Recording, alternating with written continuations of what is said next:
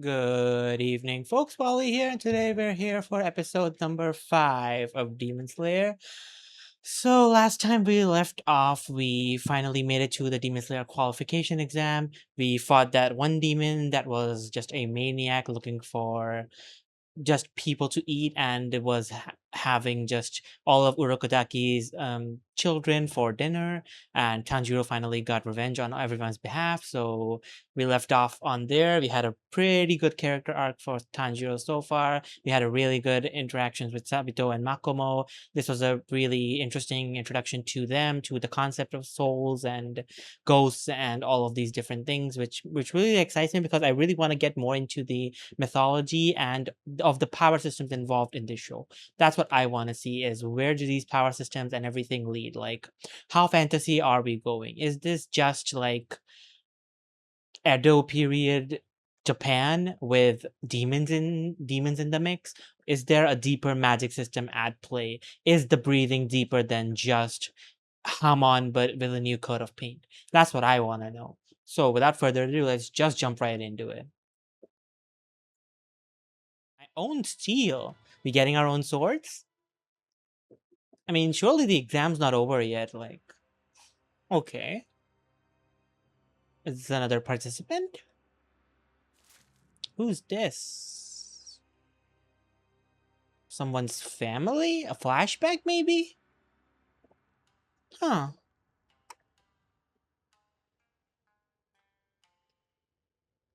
Oh. Oh. Is that Urokotaki? Yep, that's him. That's the nose. Okay, so is this the fucking, is this the fat demon? There's no way this is the fat demon OG. We're really getting backstory on this guy?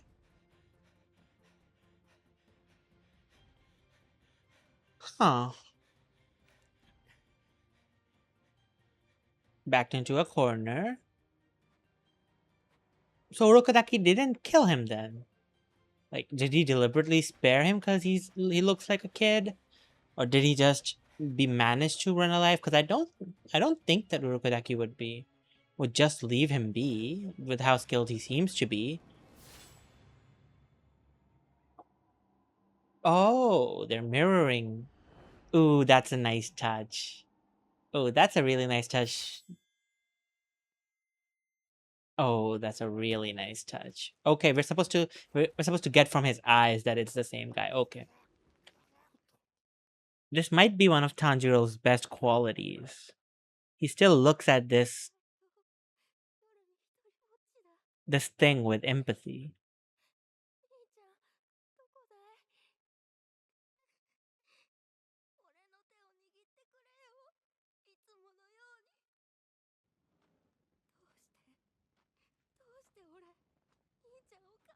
Ooh, ooh, that's rough. Ooh.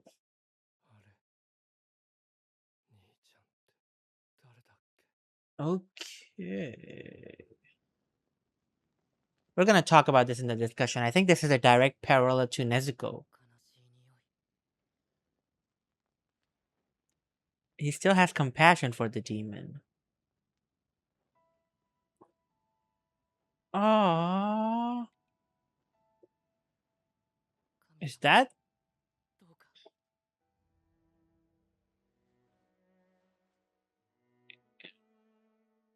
a guy that reborn?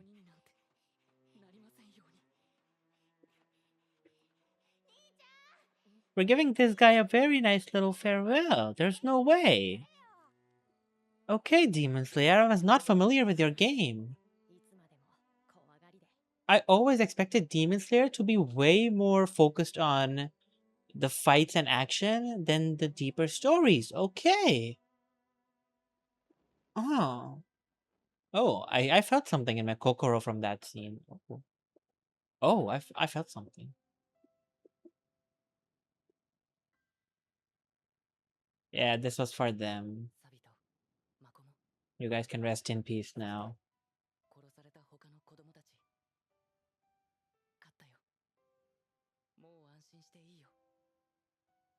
You can rest easy now. F F.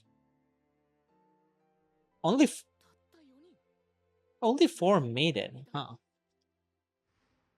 Okay, all of them look like main characters.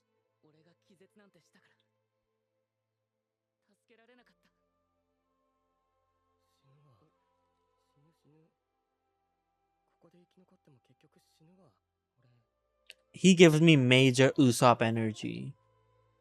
I don't know what the deal is with the angry looking guy. Oh, the creepy. I. What's wrong with their eyes? Are they alive? Are they dolls? I feel like those are dolls. I don't think those are people. I don't think those are people.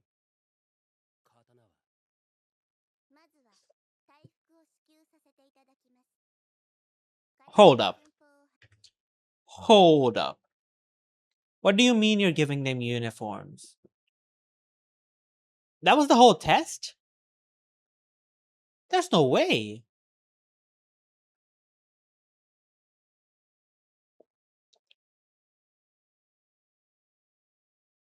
I don't know if to be appalled or to respect the show's guts to make it so that the test is not a really huge deal, because I was expecting a hunter exam situation where Tanjiro would actively spend like 3 or 4 episodes going through this test. Like this was supposed to be like the hunter exam on the island, and he's supposed to, survive and kill zombies and maybe work with other people, and then finally he makes it to like the next phase, which is going to be like something else, maybe, one-on-one combat or team battles or something like that, or maybe test his breathing techniques or something against a dummy or something like that. But I never expected it to just end. Like, are we actually just gonna take off from the story? Is he a demon slayer now? Like episode 5, he's just a demon slayer? We did have like 2 years worth of time skip of preparation for it, but it still feels like he's not ready. So I guess he's just getting a fucking uniform. I guess he's just made it. He's just made Genin. The ore. Okay, so you get to pick the metal? Like titanium? Or like fucking steel, silver? Like, do you just get a choice like how cool your katana is?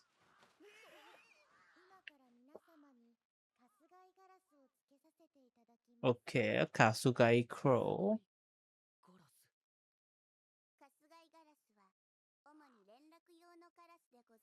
Oh, so they're like carrier pigeons then? That's kind of cute if he gets a sparrow, though. I kind of like that. The fuck? Okay, what's this guy's problem? Like, what is actually his problem? Dude, it's a fucking.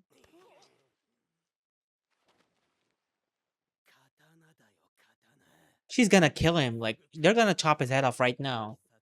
There's no shot. There's gonna be like a fucking aura moment. The color changing katana? Oh,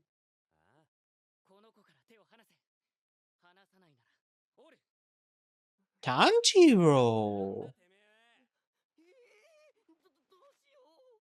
Oh. Oh, I'm surprised. He intervened. Is he actually gonna break his arm? There's no way. There's no way. Oh, holy shit.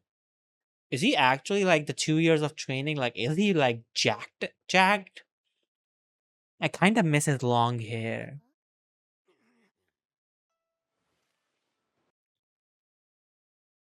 Note, those dolls, the fucking swirly eyes, those are not people. I refuse to believe those are people. I think those are like some kind of dolls that are being controlled. Those are like 100% some kind of doll that are being controlled by some fucking higher up. There's no way those are like actually people. They don't blink. They're just creepy. Like, they're either not people or they're people with like a curse or something on them, or maybe like demons or something. They have demonic eyes.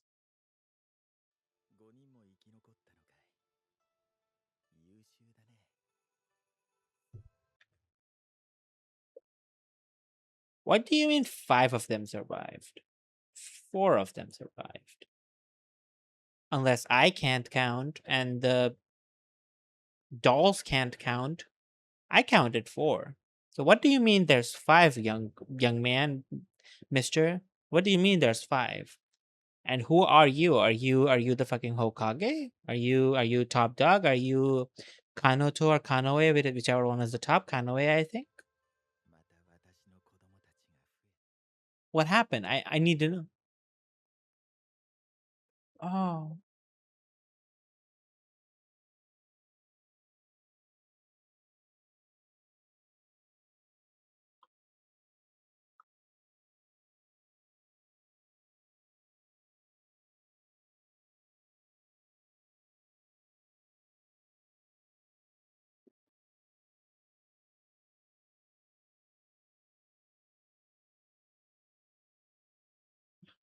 he's crying too.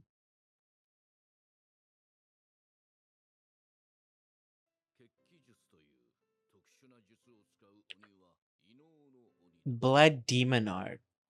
Okay. But there's demons with special powers.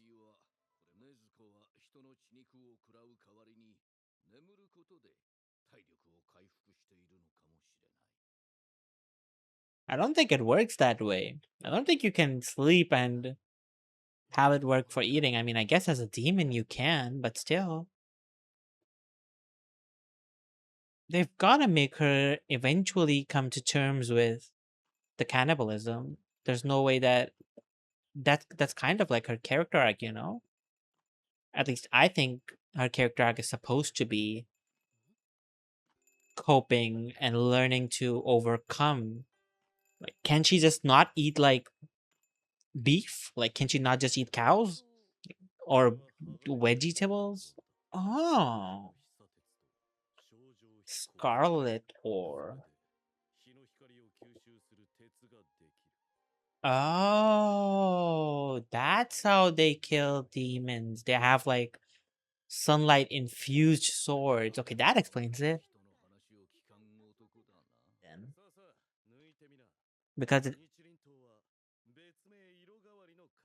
color changing katanas.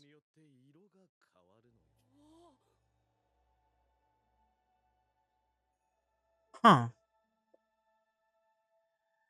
Mihawk?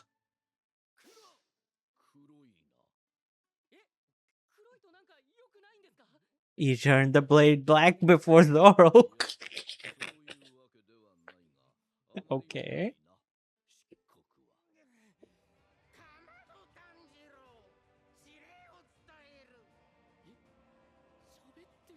It talks.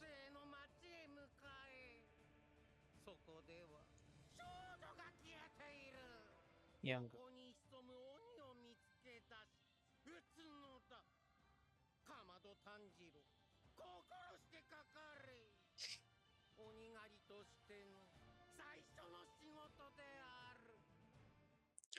This was episode 2 was my favorite episode so far. I think this takes its place. I think I like this episode more.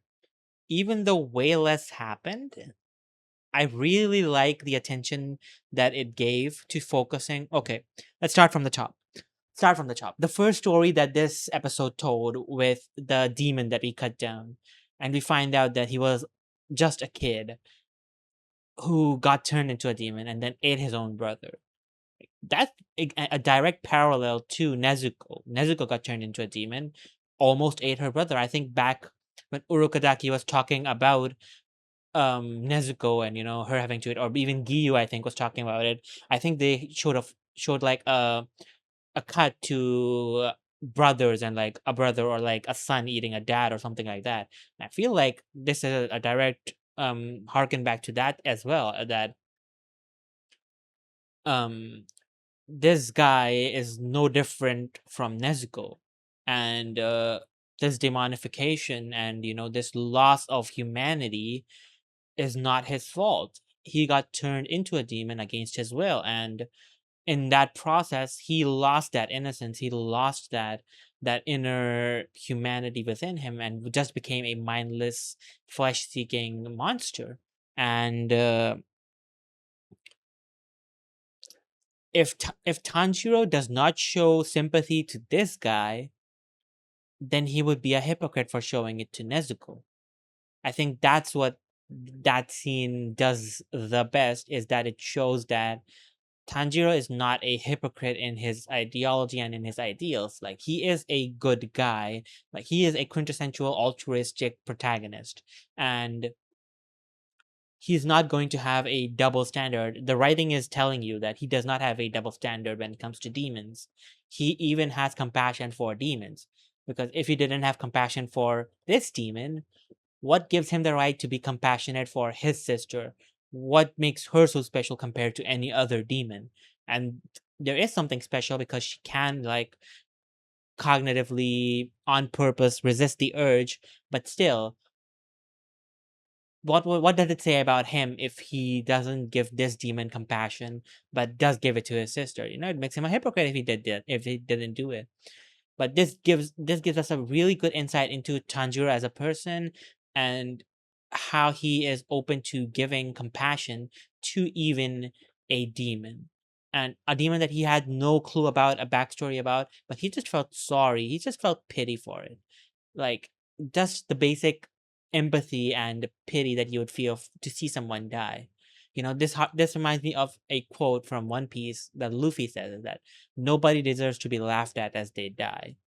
And that quote has really stuck with me, is that, like, nobody, no matter how terrible of a person they are, deserves to be laughed at as they die. That's the next level of dehumanization and loss of empathy, that if anyone does that, like, they've gone past morality, and they've stepped into a limit that makes them completely unempathetic and, like, stone hearted, I would say, is the right word.